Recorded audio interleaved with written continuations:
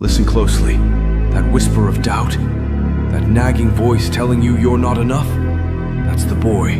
He's comfortable in the shadows, content with the familiar chains of limitation. He shrinks from challenge, fears failure, and clings to excuses like a lifeline. But you are meant for more. You feel it, don't you? That restless yearning for something greater, that buried potential desperate to break free. The world doesn't need another hesitant boy, another soul held captive by fear. The world craves the strength, the courage, the unwavering resolve of a man who stares down adversity and laughs, a man who transforms setbacks into stepping stones, a man who forges his own destiny, unburdened by the insecurities of yesterday. This isn't about age, it's about spirit.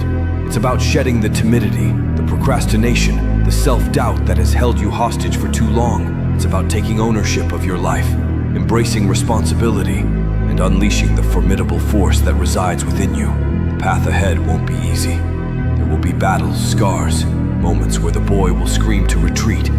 But you must be relentless. You must be unyielding. You must kill the boy. Let the man be born. Your transformation starts now. So how do you do it? How do you strike the first blow?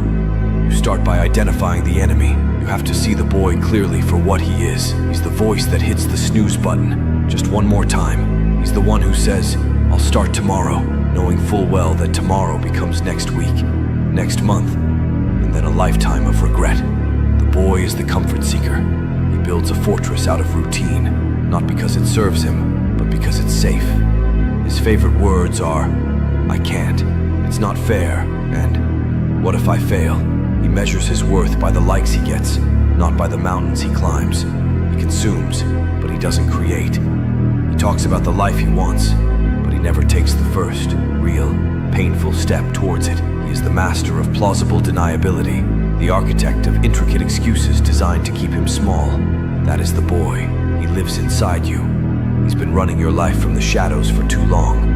And the first step in this war is to drag him into the light, look him in the eye, acknowledge him, see every single one of his weaknesses, not as your own, but as the chains you are about to break.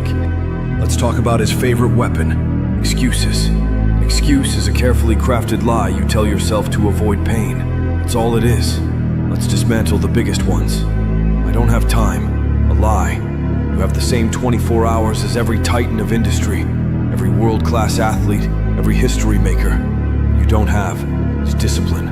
You waste time on meaningless distractions, scrolling through other people's lives instead of building your own. The man makes time. He carves it out of his day with a knife. "I don't have the resources," a lie. The greatest resource you possess is your own resourcefulness. We live in an age of infinite information. You can learn any skill, connect with anyone, start a business with less than $100. The boy sees a lack of resources. The man sees a challenge to his creativity. "I'm afraid of what people will think." This is the boy's anthem. He lives for the approval of the herd. The man understands a fundamental truth. The opinions of sheep do not concern a lion. The people whose judgment you fear are the very people who have settled for mediocrity. Their validation is a cage. Their criticism is often a sign you're on the right track. You must starve the boy of this external validation until he withers and dies. With the boy identified and his weapons disarmed, you must pick up your first weapon. It is the most powerful and the most difficult to wield. It is the principle of radical ownership. From this moment forward, everything in your life is your fault. The good, the bad, the ugly, it's all on you. Your financial situation, your fault. Your physical fitness, your fault. The state of your relationships, your fault. The boy blames his boss, the economy, his parents, the system. The man blames only himself. Why? Because if it's your fault, you have the power to change it. Blame is weakness. Ownership is power. It's the ultimate accountability. There are no more safety nets, no more scapegoats. You are the CEO of your life. You are the writer, the director, and the lead actor. The script isn't going the way you want. Rewrite it. The performance is weak. Do another take.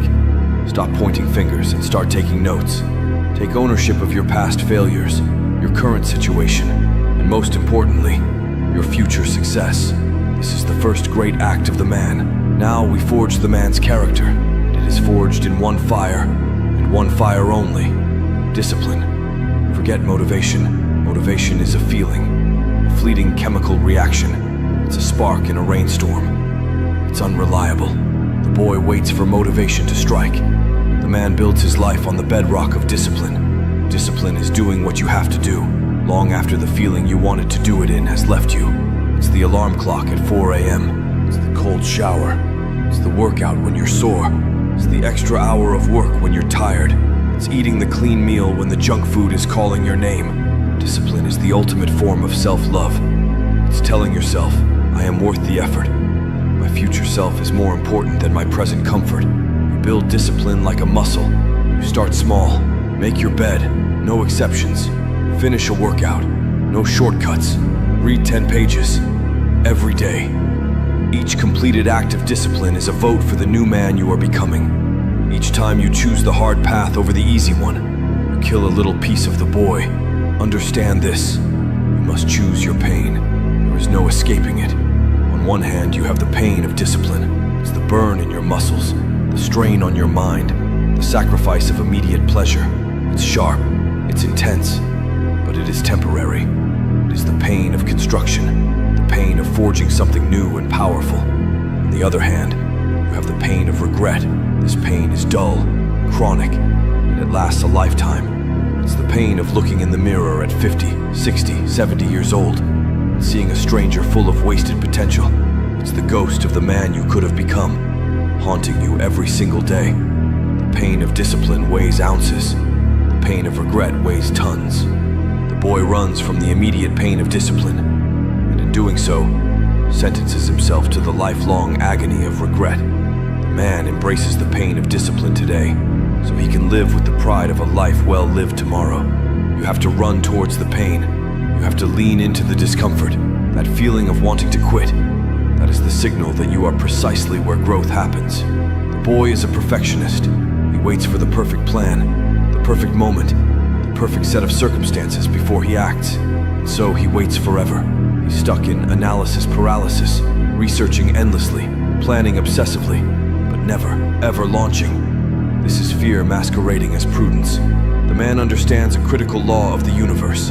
Imperfect action beats perfect inaction. Every single time. You will never have all the answers. The conditions will never be perfect. The plan will change the moment it meets reality. So what? Start. Start messy. Start scared. Start with a broken plan. Start with half the knowledge you think you need.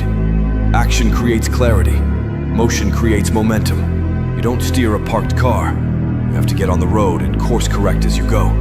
The first version of anything is always garbage. The first workout is awkward. The first sales call is clumsy. The first chapter is poorly written. The man embraces this. He understands that version 1 is better than version none. Kill the boy's need for perfection. Let's redefine failure. The boy is terrified of failure.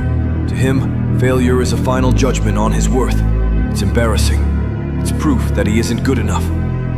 This is why he rarely tries anything truly challenging. The man has a completely different relationship with failure.